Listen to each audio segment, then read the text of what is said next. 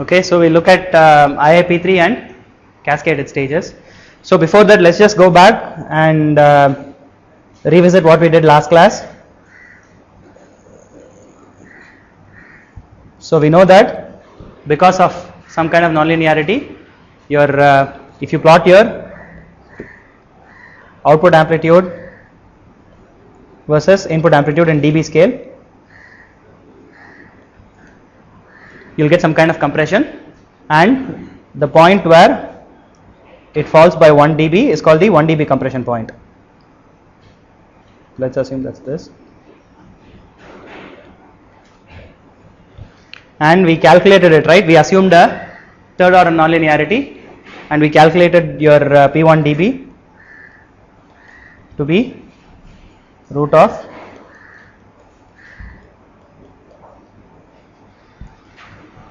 okay, yes. No, there is no specific physical, it's just a convenient point to choose. Okay, you just need something common to describe across many different kinds of circuits. So this is probably very useful for amplifiers. Okay, however, if you are talking about maybe mixers or some other kind of circuits, this may or may not be super significant. It will be, but you may gain more knowledge from the IIP3. Right, and especially we saw filters, right? We saw the case why this thing doesn't work all the time, because you could have intermodulation products. So if you have a filter, the in-band intermodulation products, you'll be able to see them, but the out-of-band intermodulation products would look artificially good. So that's why you need something called IIP3. So we looked at the what happens when you send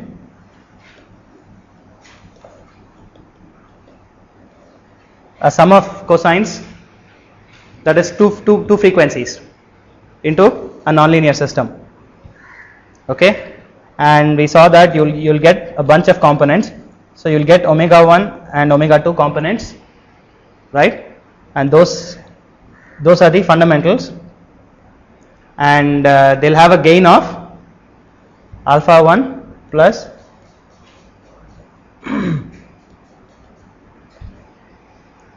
okay, you remember this, and you also get omega 1 plus or minus omega 2, and these are the what are called IM2, the second order intermodulation. Okay, so whenever you give a sum of sinusoids, you can, okay, so to any system, right? So if you give omega 1 and omega 2 to any nonlinear system, you get p omega 1 plus or minus q omega 2, okay, where p and q are integers. Okay, depending on the level of nonlinearity you have, your p and q could be arbitrarily large. If you have a lot very high order of nonlinearity, your p and q could also be very high. In this case, we considered a third order, so we only got p plus q. So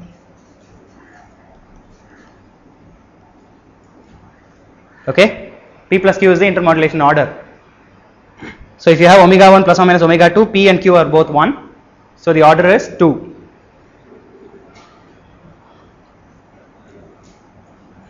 You also get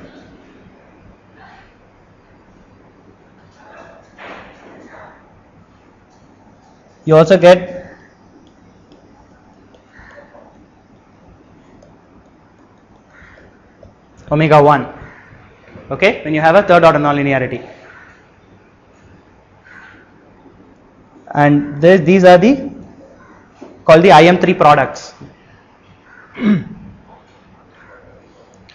Now, depending on the bandwidth of your system, let's say there's a very narrow band LNA. Some of these would be significant, some of these would not be significant. So, for example, omega 1, let's say normally these omega 1 and omega 2 are sufficiently close. Okay, and because you want to characterize the third order nonlinearity of the system. So what happens is omega 1 minus omega 2 would fall very close to DC, and omega 1 plus omega 2 would be at twice the frequency. And of course, by the way, I also forgot, you also have, of course, right? And here similarly you have 3 omega 1, 3 omega 2. These are also intermodulation products, except they are actually harmonics, so they wouldn't officially come under intermodulation products. Okay, so they actually I should be a little bit careful in my definition, because let's define it slightly different way. Let's say PQ greater than 0. Okay, if either P or Q is equal to 0, we'll call them harmonics, right? What am I doing that is?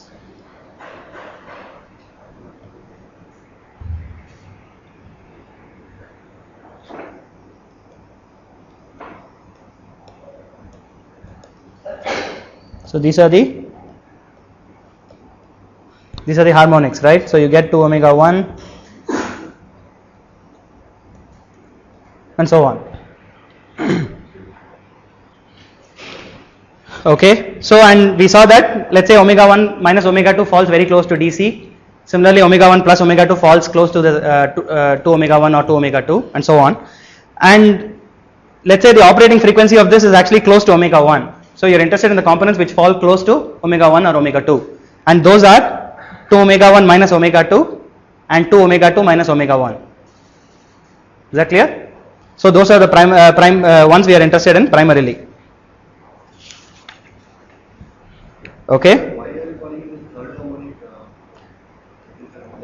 It's actually third order intermodulation. Did I say third harmonic? It's third order.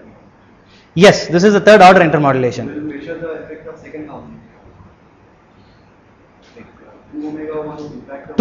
Actually 2 omega 1 minus omega 2, you will get it only if you have a cubic term. And that will represent how strong is my 2 omega 1.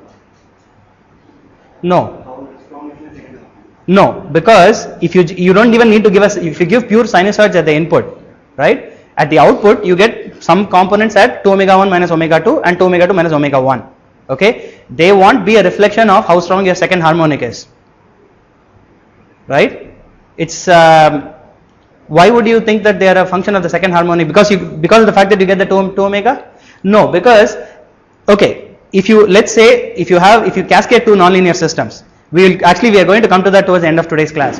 If you cascade two nonlinear systems, okay, if the first nonlinear system produces, let's say it has a square nonlinearity, it produces a 2 omega 1 component, okay, and the second stage is also nonlinear, and so the first order intermodulation between 2 omega 1, the second order intermodulation between 2 omega 1 and omega 2 could give you a 2 omega 1 minus omega 2 component. But that will happen only if you have a cascade of stages. In a single stage where you're represented by a cubic nonlinearity, right, it comes from actually the cubed term, not necessarily from any inherent. See, you are trying to model the system as a third order nonlinearity, right? It may not have a particular like squaring term inside. You understand what I'm saying? If you have a cascade of a square and a normal a second nonlinear stage, you could get what you are describing. We will see that next class. Okay, now what will happen in that case, what we'll see is, because it goes to 2 omega 1, let's assume that you're trying to cascade two stages and each one is narrow band around omega 1 or omega 2. What happens is, if you actually get a 2 omega 1 component at the output of the first stage, it will be cut down by quite a lot. Okay, so even if it produces a third order intermod 2 omega 1 minus omega 2, that will be a lot less dominant compared to the inherent cubic nonlinearity of the system. Okay, so that is the basic thing you have to understand. Yeah. Yes. Sure, you can. The thing is, it's not about back calculating the nonlinearity. It's about a system which artificially looks as if it's very linear. Okay, on the face of it. Okay, on the face of it, if you just take a filter, you apply this thing. Okay, so normally how would you do it? You apply an input. If the output looks very linear compared to the input, if you don't get a lot of intermodulation products, right, lot of other frequency components, you would say it is actually very linear. Okay, and if you take an amplifier, right, which doesn't cut down things outside its bandwidth, then you would get a much truer. So that kind of definition is meant to be used with amplifiers, with broadband amplifiers. If you take filters, even if it is very nonlinear, but so let's say assume it's very nonlinear, but it has a very sharp cutoff. It looks as if it's very linear, but in reality, inherently the system is nonlinear, right? So sure, you can back calculate it. Absolutely right. But we are trying to define it for systems which are, you know, where you may not want to back calculate it that way. You want to, I guess, apply something at the input and find out what you see at the output and then calculate based on that. Okay. In a lot of cases, you may not know the. We'll look at actually both ways. Okay. We'll look at ways to calculate it based on the input output response. So you just take the input output response, back calculate things from that. So you can do that to calculate your IIP3. And you can also calculate based on applying, let's say, 2 inputs and finding out the harmonics at the output and so on. We'll look at how to calculate using both ways. So from these two components, IIP components, Yes. how will you find out the measure of nonlinearity? So, okay, the reason it's a measure of nonlinearity is you want to be able to compare. The number one reason why you want to do it is you want to be able to compare across different systems in a fair way. Okay. Second reason is, in a real case, you would be having multiple, in a very small bandwidth, you would be having multiple other. So I gave the example last week, right? If somebody is receiving a call, somebody else is transmitting something very close by, you could have a very large signal right next to it. Okay. So you want to be able to characterize such a situation. Okay. So that's the reason why you want to do it in terms of IIP3 specifically. IP3 specifically. Okay. Now, once you use IP3 to characterize different nonlinearities, then you can, what we'll see is there is a relationship, for example, between 1 dB compression point and IIP3. Okay. So you can actually, compare across systems, even if you know only the 1 dB compression point or the IIP3. Okay. Okay, so let's go back and look at the different terms coming out of it, right?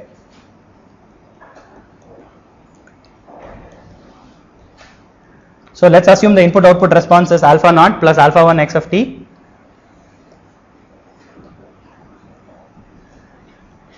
plus alpha 2 x square of t plus alpha 3 x cubed of t. And we'll also assume that, all of these are, so this is called actually that is not a bad way of representing it. So of course, because now you have a DC offset, right? But we assume that you have some kind of soft nonlinearity, that is, you don't have non-monotonicity and so on, right? You just have some kind of compressive effects. Okay, and let's assume that x of t is, okay, so one of the first things you do is when you're measuring IP3, so in a real case your interferer could be much higher than your desired signal. Okay, but when you measure it in the lab, you want to have a standard way of measuring it across many systems. So what you do is you give 2 tones at the same amplitude, with the same amplitude. Okay, so we'll assume it's a cos omega 1t plus a cos omega 2t. Okay, and we'll assume that omega 1 and omega 2 are nearly equal. So let's look at the components of y of t.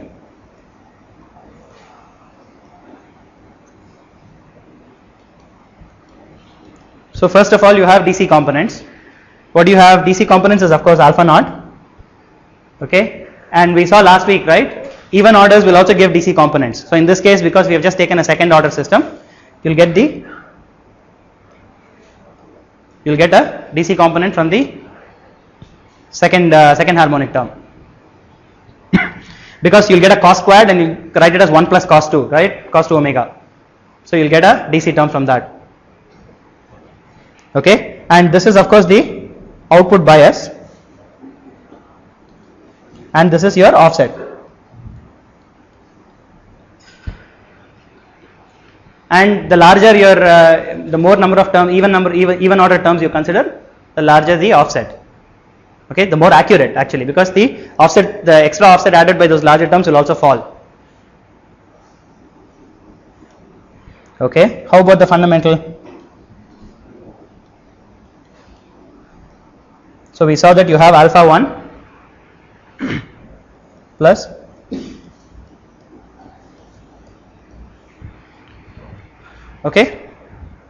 times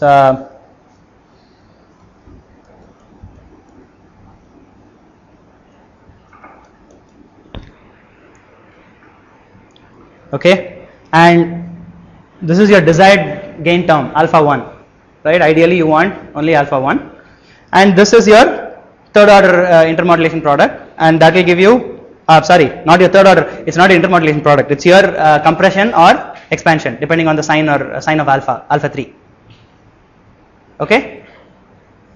So this is your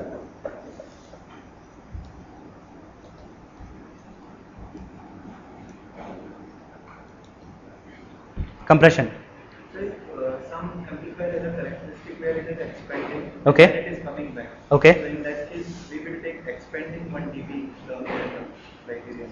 So normally, if you had such an if you want to design such an amplifier, the reason you would want to design a gain expansion kind of I guess circuit is because you want to extend out your 1 dB compression point.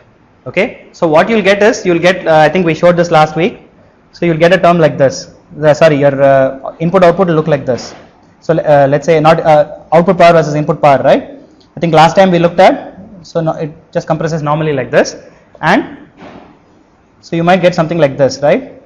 It will still compress, but maybe at a higher power. Okay. So my point is here, should we take the expanding 1 dB point as a? No, it will still be the compressive 1 dB point. Okay, you will still take the compressive 1 dB point.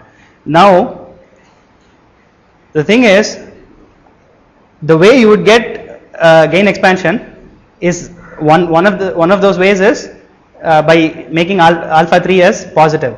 Okay. Now, what that also means is you may also get actually you may be adding other nonlinearities to make it actually worse as far as maybe the IIP3 or something else is concerned. Even though your 1 dB compression point may look slightly better, and your IIP3 may also look slightly better, but there may be other harmonics which may look much worse. Okay. Now the other thing you can do is you can try to do something like this. You can try to cascade two amplifiers. One has gain expansion, other has gain compression.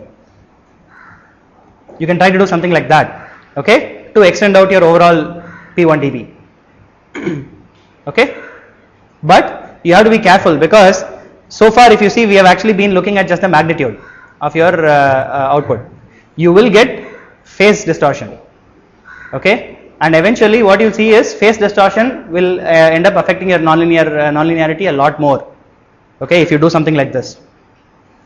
But in general, we never operate the amplifiers near the 1 dB, Yes, particularly in the modern communications. yes.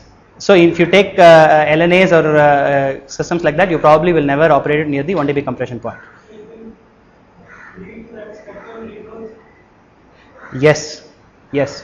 Now the spectral degrowth could be due to phase or amplitude distortion. Now, you may take care of amplitude, but phase so it would happen, for example, in a transmitter in a PA where you could be operating in very high compression. But there also look for the higher frequencies. So the thing is, if you so what happens is you will be using it in such a case when you are trying to cut down something, right? Of course, if you take a standard off-the-shelf gallium arsenide device, you may not be able to do it. But let's say you want to push the envelope and design the same amplifier in a different, let's say in CMOS, where in general it compresses at a much lower power, but you want to compress it at a higher power, then you would want to push the envelope and do something like this, okay? And when you do that, you will be operating actually what was originally the compressive region of the amplifier, and you would see effects, okay, phase and amplitude distortion effects. Okay, so let's look at the harmonic terms.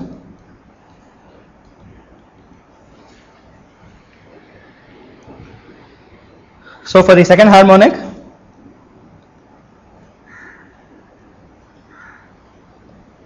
okay, actually alpha 2A, actually let's just do it this way.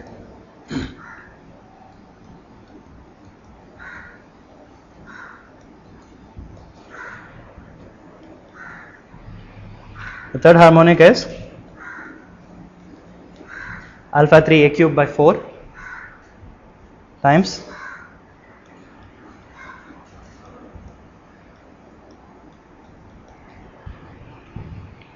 okay, and as we just discussed, these are pretty far out in compared to your operating frequency, they're usually attenuated, so you're not interested in these terms anyways.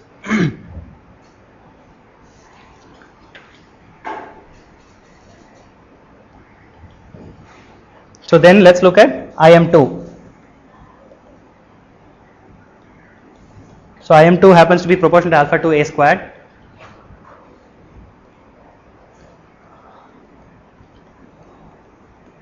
So you get cos of omega 1 plus omega 2 and cos of omega 1 minus omega 2. Now, of course, one thing to see is it's proportional to a squared, the amplitude, and the other thing is the cos of omega 1 minus omega 2 term, it actually falls close to DC. Okay. If you take the system which we considered last time where you have an IF frequency, it's not a problem. But we'll see later in the course, there are what are called, last week we called it a heterodyne receiver. Okay, super heterodyne receiver. There are also what are called homodyne receivers or direct conversion receivers. Okay, in these receivers, you are directly converting the signal from RF to baseband. In that case, if you have any omega 1 minus omega 2 term, it could fall right on top of your signal and it could be a problem. So what you'll see is, if you have super heterodyne systems, IIP3 and IM3 products are very important, but if you have a direct conversion system, IIP2 terms are very important. Okay.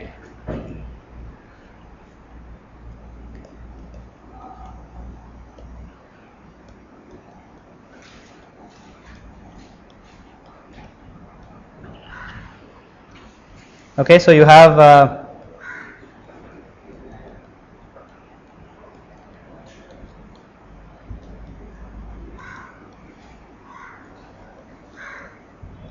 so I'm just putting it as plus or minus, but you basically have 4 terms. And again the same thing holds, 2 omega 1 plus omega 2 and 2 omega 2 plus omega 1 are much closer to 3 omega. So they probably get attenuated a lot more. Okay, so let's take an example. So let's look at a normalized case where let's say omega 1 is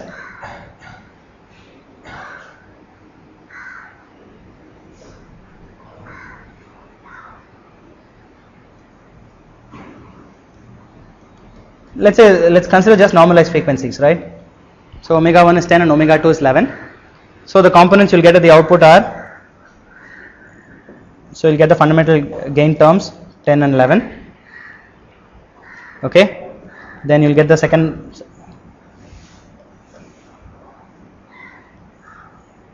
actually let me draw it a little bit better.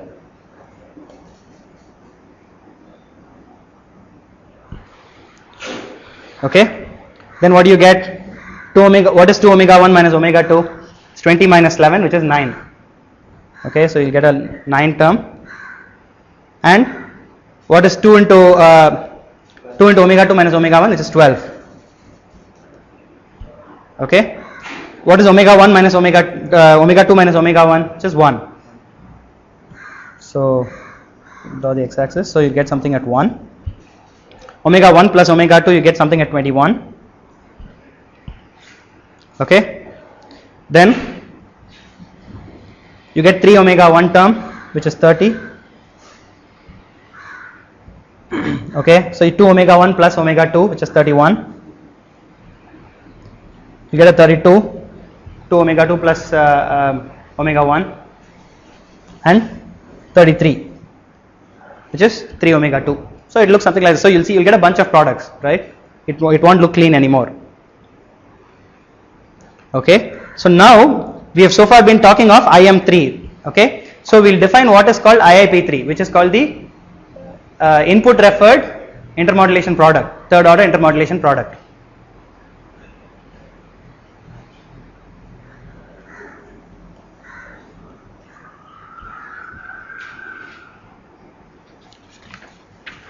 Okay, so how do you calculate this? So what we'll do is, it's defined as the extrapolated power where the power of the fundamental becomes equal to the power of the third order intermodulation product. Okay, so let's try to plot it on a log plot. Okay, So let's say the first order, remember that it has a slope of 1, right? The first order has a slope of 1, and remember that the third order is rising at a cubed, right? Have a slope of 3. Okay, now in reality this would compress, and similarly what you will see is, because of higher order nonlinearities, you will actually see compression even in the third order. Okay, because you will have even higher order terms, odd terms coming down on top of your third order. Okay, so if you extrapolate these as a straight line, you get a point which is called the, so this is called the IIP3 and this is called the output referred intermodulation product. Okay,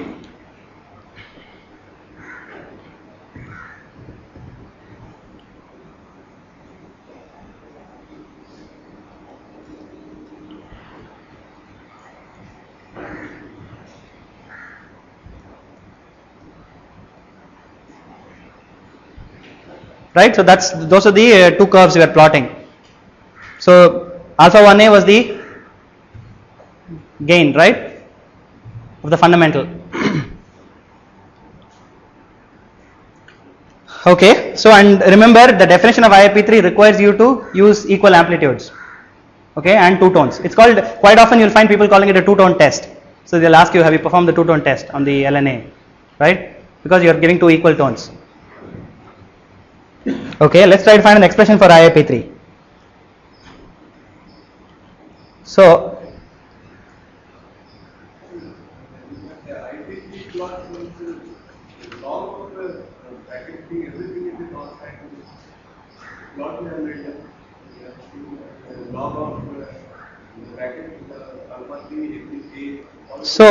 since it's proportional to a cubed, it's going to have a slope of 3, right? And since it's proportional to alpha 1a, so what you are varying is actually a. Okay, so that's why this has a slope of 1 and this has a slope of 3. So what you're going to do is, you're going to vary input amplitude, and if you vary input amplitude, if you plot the first harmonic fundamental, it will have a straight line at low powers, because at low powers your nonlinear effects don't come into play. Okay, and similarly at low powers, you know that 3/4 alpha 3a cubed has a certain slope of 3, and you can do it. Now in a real case, you would actually compress a lot before you reach your IIP3. You can never really apply an IIP3 and find out if those two things are equal. What you do is, you would choose 2 points, okay, and then extrapolate it. You would choose 2 points on this and extrapolate that. The meeting point is IIP3. The meeting point, the input power is IIP3, output power is OIP3. This even for alpha 3 issue, that is a term related to first fundamental itself. No, it's actually the third harmonic. This guy.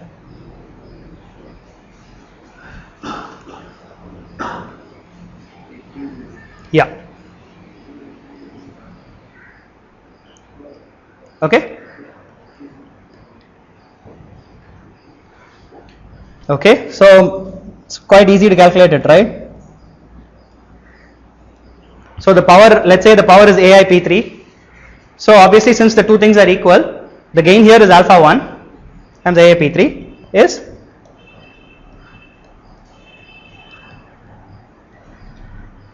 because you know you're going to extrapolate it and make it equal.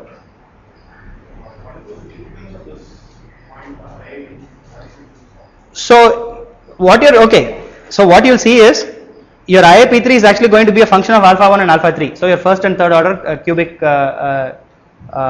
nonlinear. Okay, alpha 3 is a cubic nonlinearity. Alpha 1 is your fundamental gain. So once you relate to that, this is a common test you can apply to multiple systems, even if you don't know alpha 1 and alpha 3. Okay, you can apply certain powers. Okay, without characterizing the system itself, you can apply 2 powers, find out what harmonics you get at the output, and plot this, and compare across multiple systems. Basically, the magnitude of that IIP3 is a measure of. Exactly. So the magnitude of IIP3 will give you a measure of how nonlinear your system is. Yeah,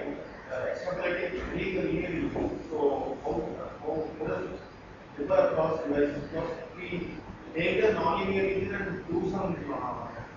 Okay. Take a case of a perfectly linear system. Y of t is alpha 1 x of t. This curve looks like this. This curve, actually it's minus infinity. So your IIP3 is infinite. Okay. So depending on how large your 2 omega 2 minus omega 1 and 2 omega 1 minus omega 2 amplitudes are, the point where they meet will change. Okay. Point where they meet will change.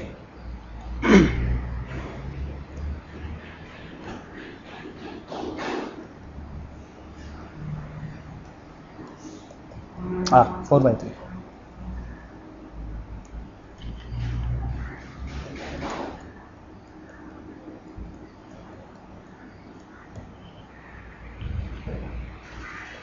Okay.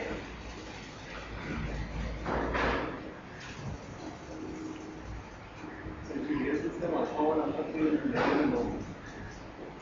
Yes. From the measurement. Yes. But what this allows us, if you put it in this way, what we are going to see is, remember that we know that your 1 dB compression point is also related to alpha 1 and alpha 3. So you can actually relate these two. Okay, we'll come to that.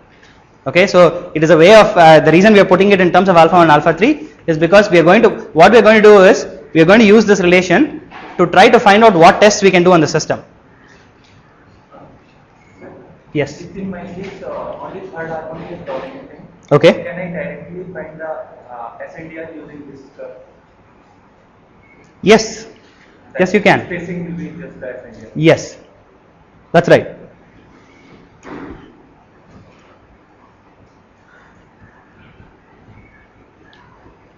Okay. So the other thing is, of course, if you want to define it in terms of power, so you need to refer it to an impedance, right? Now we are just talking about amplitudes. You need to refer it to an impedance. Source resistance RS.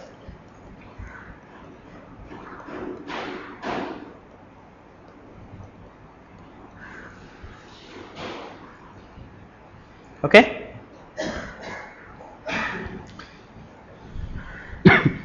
Now the other relation we know is, what was P1 dB? It was root of, actually that was A1 dB, right?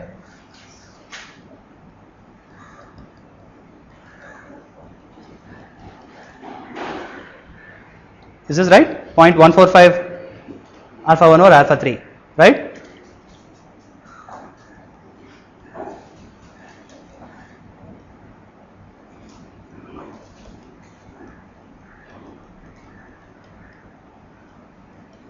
Is it 4 by 3 or 3 by 4? 4 by 3. Okay?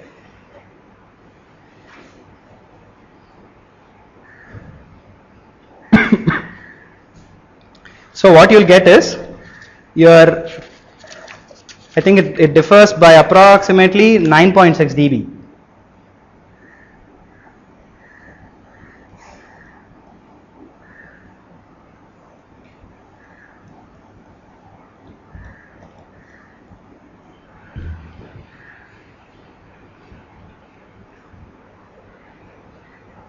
And of course, same thing for P1 dB, right?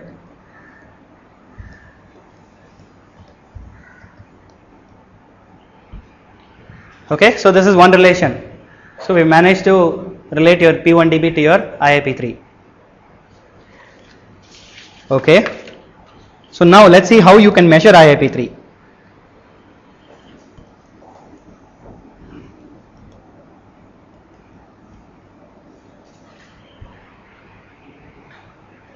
So let's see if we can actually measure it using actually a single tone. Okay, so let's say your input power is actually AN. So what is your output power at? This relation is applicable only when higher order harmonics are not. Exactly. So that is one thing you should always remember. We have so far in calculating this relationship between P1 dB and IIP3, we have assumed just a cubic nonlinearity. In reality, if your compression is caused by higher order nonlinearities, then this relation is no longer true. And in the real case, you would probably not have such a nice relationship across all systems. But still the point will be measured from it. Doesn't matter how many terms. Yes, that's right.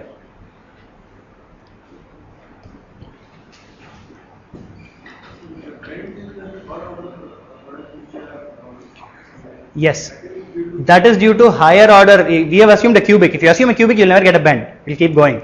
But in reality, if you take a real system, you can never represent it just by a cubic. You will usually have a, fifth order, seventh order, and so on. Those will cause so just like your higher orders cause compression in your first order, even higher orders will cause compression in your third order characteristic. Okay, so that will cause your IM3 curve also to compress.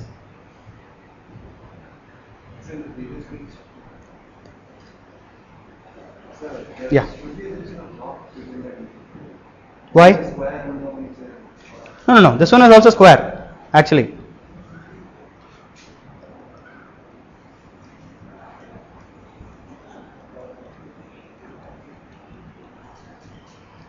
So this is root of 4/3 alpha 1 over alpha 3. The other one was root of 0.145 alpha 1 over alpha 3. So the relationship is root of 0.145 over root of 4/3. When you take dv both the sides. Okay. In this case, you will have half log 0.145 by 4. And you get a half log. No, when you take the power, a square. Okay. Yeah, sure, you'll get a power, but if you calculate it, it'll come out to 9.6 dB.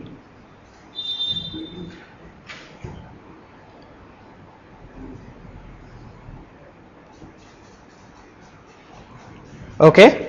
So what is the power at?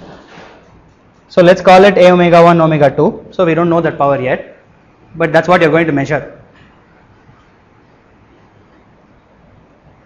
And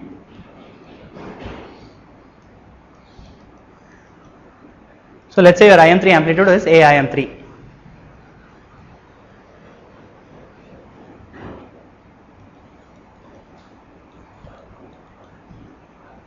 So theoretically, what do we know about this? A of omega 1 omega 2 is the power should be alpha 1 times AN. Okay. So remember, when you measure IIP3, usually you give very, very small signals. You don't want to move into the compression region. Okay. So when you design your LNA or something in the lab, in your simulation, the point where you choose, so if you end up choosing a point where it's already started compressing, you will get a different value of IIP3. Okay. So just make sure, be judicious in your choice.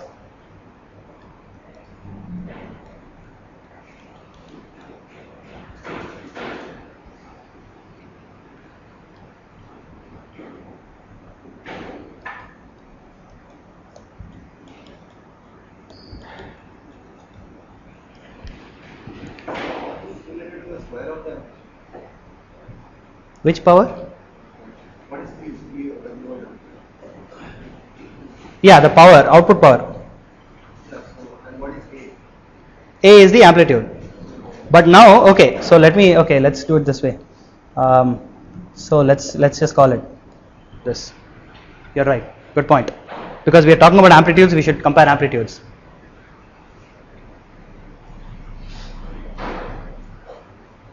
Okay. So what is this?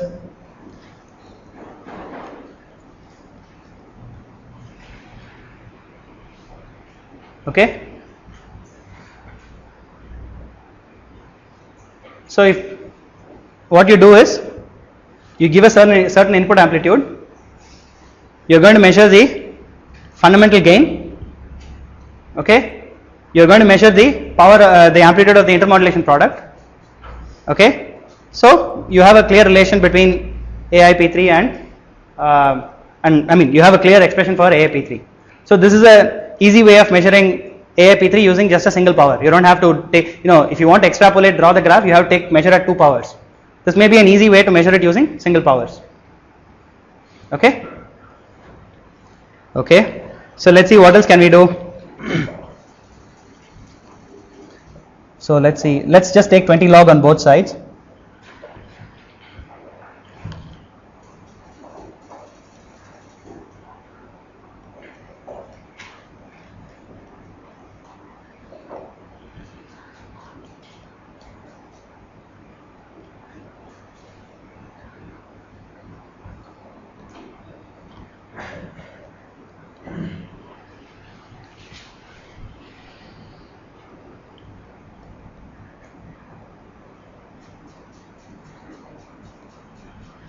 Oops.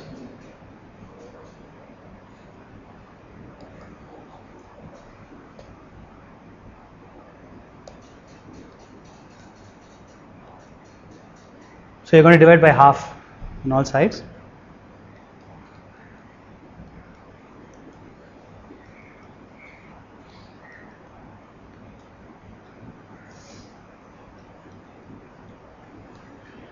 Is this clear? You're just taking 20 log on all sides, on both sides. Okay. In fact, what effectively you're doing is taking a root, square root on both sides, and then taking 20 log. Okay. So what does this mean? So let's say at the output.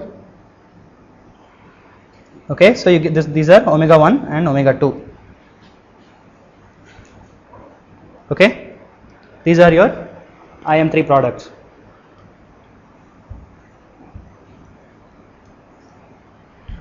What is the power difference between them? Nothing but this, right? 20 log A omega 1 omega 2 minus 20 log A IM3 is the delta P.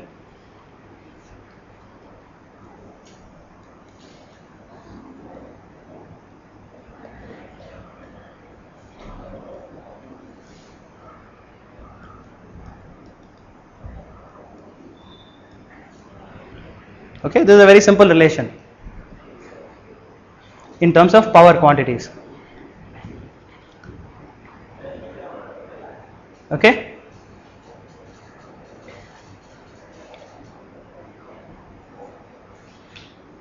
Obviously, if you want to go to power, you would take RS, right? Refer it to a resistance on all sides, but it's understood.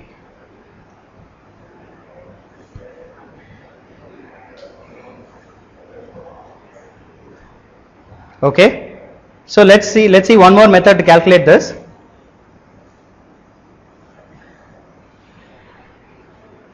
It's called the 3-point method.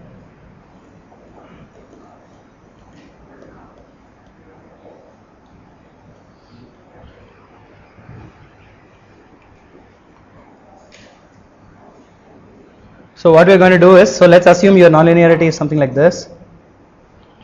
Okay. What we're going to do is, we're going to find the slopes at 3 points, at the negative extreme, around 0, and at the positive extreme, and relate that to IIP3. So let's say in this case, let's take a case of, let's say you're designing with a MOSFET. So this is your current versus voltage curve. Okay. So I of VDC plus your signal is, let's say, some C0 plus C1V plus C2V squared plus, so you have some, okay. So this is effectively, it's a measure of GM, right? C1 is a measure of GM. Okay. What is G of 0? It's your slope. So we're going to define G of V is, so what is G of 0? C1, right?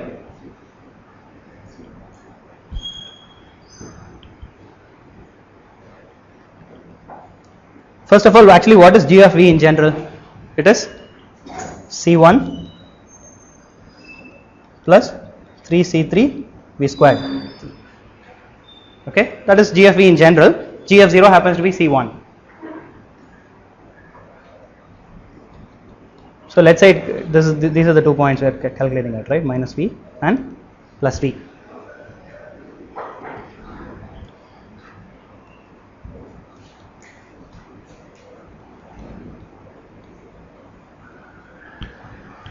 Okay, so you're measuring it at the positive extreme.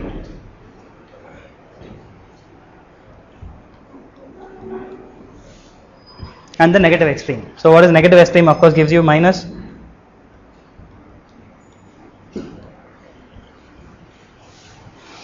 Okay. Sorry. This is the signal actually. So you are allowed to give it. Obviously, okay. So let me say this is the I versus V signal, not DC. Okay. So I should be, you're right. So let's just call it this way. Okay. In the real CMOS case, like he said, you only have a positive rail, right? But this is a general method which could be used for example, for a bipolar case. Maybe you have negative rails, right? So it doesn't matter. Okay.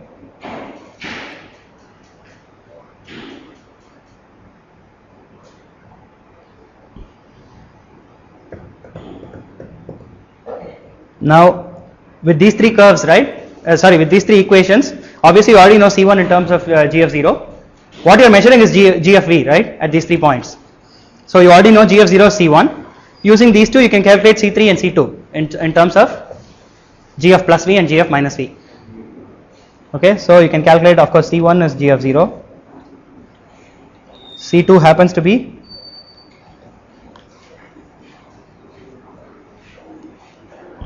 by 4.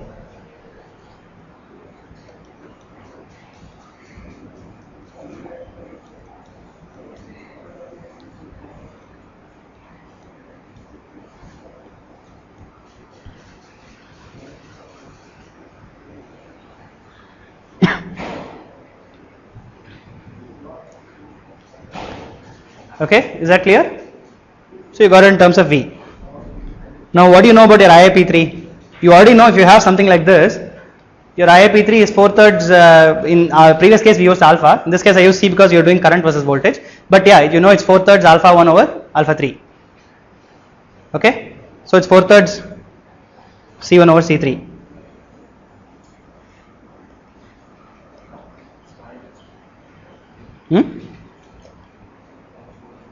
Actually, let's calculate the power directly. 2/3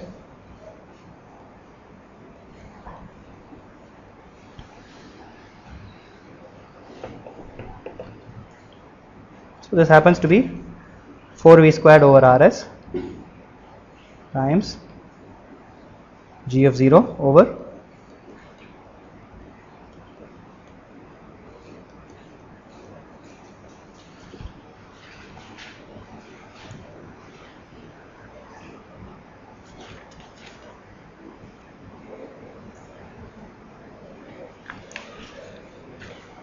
okay, so let's stop here. I think next week we'll continue with cascaded stages.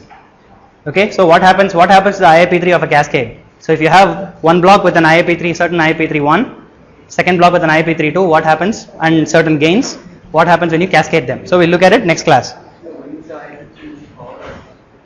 IIP3 is always power. Okay, AIP3 would be amplitude. Okay, IIP3 is always in terms of power quantities.